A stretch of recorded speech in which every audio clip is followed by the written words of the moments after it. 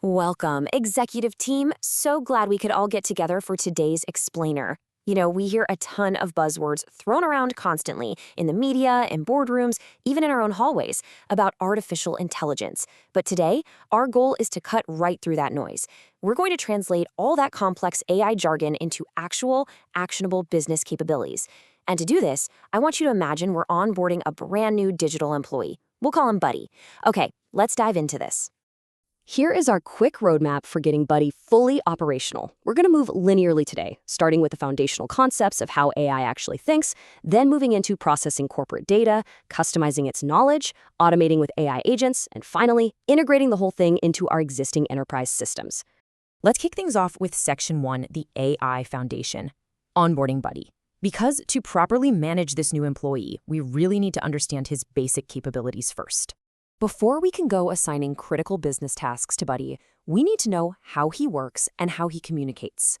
At his very core, Buddy started out as a simple language model. Imagine he was just sitting in a living room, listening to household chatter. If someone said, "I'm feeling hungry, I'd like some," Buddy learned to mathematically predict the next word. He'd say biryani or pizza. He absolutely wouldn't say bicycle because, well, statistically, people just don't eat bicycles. But to be truly useful to us at the enterprise level, Buddy needed a major upgrade. Imagine he suddenly gained this magical ability to fly across cities, reading all of Wikipedia, millions of books, and just massive amounts of internet data. He gained global knowledge. And that transforms him from a simple language model into a large language model, or LLM. It's basically a computer program trained on a massive scale to just predict the next word, which allows it to write emails, answer complex questions, or even solve math problems. Now, as managers, how do we actually get Buddy to do what we want? Well, we use a prompt. A prompt is just a specific command or instruction given to the AI. And I'll tell you, prompting is a completely critical management skill in the digital age. If you give Buddy a super vague command like, "Hey, sing a song," you might get something totally random you didn't want at all. Vague prompt, vague answer. But if you ask specifically for the famous dance song from RRR, Buddy knows exactly what to do and gives you nadu nadu. Specific prompt, exactly the expected answer. Here's a fun fact though.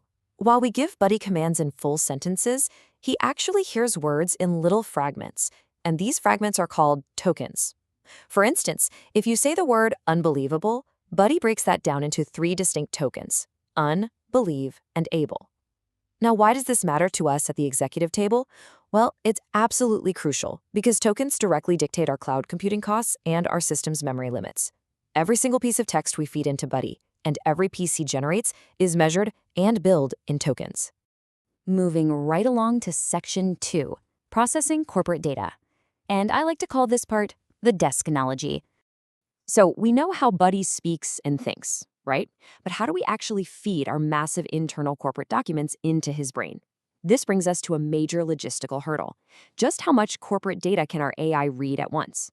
I mean, if we want Buddy to analyze massive quarterly financial reports or cross-reference 50-page legal contracts, can he actually hold all of that in his head at the exact same time?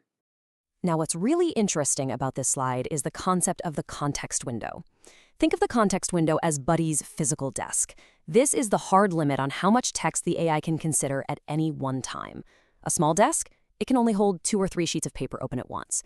If you ask a question that requires cross-referencing 10 different files, he literally just doesn't have the space to look at them all.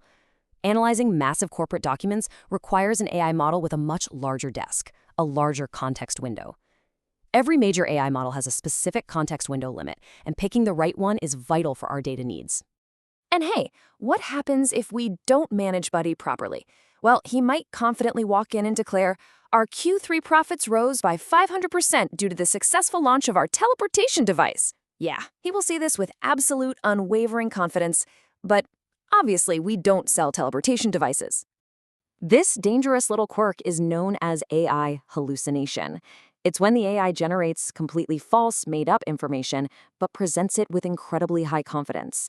It completely lacks a grounding in reality. And honestly, this is exactly why we cannot trust AI blindly. We absolutely must mandate strict human verification processes to protect our corporate integrity. Buddy is a brilliant assistant for sure, but he is extremely eager to please, and sometimes he'll just make things up to give you an answer. Which brings us to Section 3, customizing company knowledge. It's time to train the employee. Buddy has all this global knowledge from the internet, but he doesn't know our proprietary secrets yet. We need to train him exclusively on our company handbook and internal data. And this brilliantly illustrates the two main ways we can do that: fine-tuning versus retrieval-augmented generation, which we usually just call RAG. Fine-tuning is kind of like sending Buddy to a weekend training seminar where he tries to memorize the entire company handbook. He learns the rules and the culture, but he's relying entirely on his memory when answering questions later. RAG, on the other hand, is completely different. With RAG, Buddy doesn't just memorize. Instead, he keeps the company manual open on his desk as a verified reference. When asked a question, he pulls the answer directly from that open, verified book.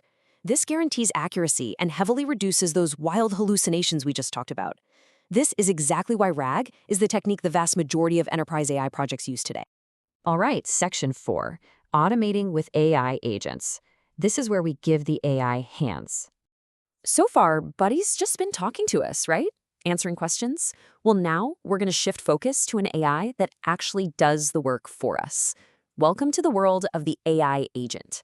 Until now, Buddy was basically a very, very smart chatbot. But an AI agent is an AI that has been given access to tools so it can actually perform specific tasks. Think of it as giving Buddy hands, not just a mouth. An AI agent doesn't just tell you a recipe. It goes out, picks the vegetables, and places the grocery order for you. Let's look at a concrete business example of an AI agent in action. Step 1.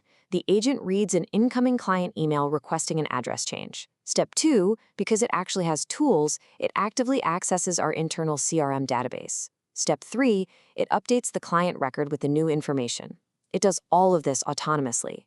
We are talking about fully automating routine administrative department tasks without a single human ever needing to click a mouse. It's a real game changer. And finally, Section 5, integrating enterprise systems, building the ultimate hub. The final technical hurdle for our executive team to tackle today is how we securely plug this amazing AI into the software our company already uses every single day. If we want Buddy to access our calendars, our Google Drive, or our Slack, we need a way to connect them. Enter the Model Context Protocol, or MCP. MCP standardizes how different tools and apps connect with large language models. To picture this, just think of a real-world USB hub or docking station.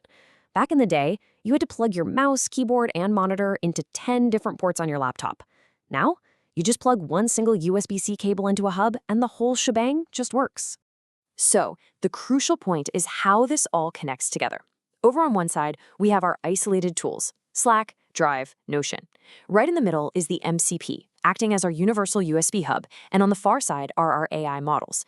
MCP completely eliminates the massive headache of having our IT team custom wire every single app to our AI individually. It provides one standardized integration across the whole enterprise, meaning if a better AI model launches tomorrow, we can just swap it out in minutes without a massive migration nightmare. Well, we've covered a lot of ground today.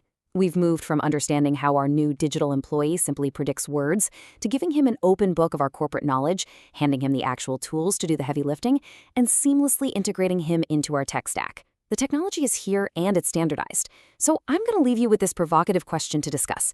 Which department will we empower with an AI agent first? The future of our enterprise productivity starts with your answer to that very question.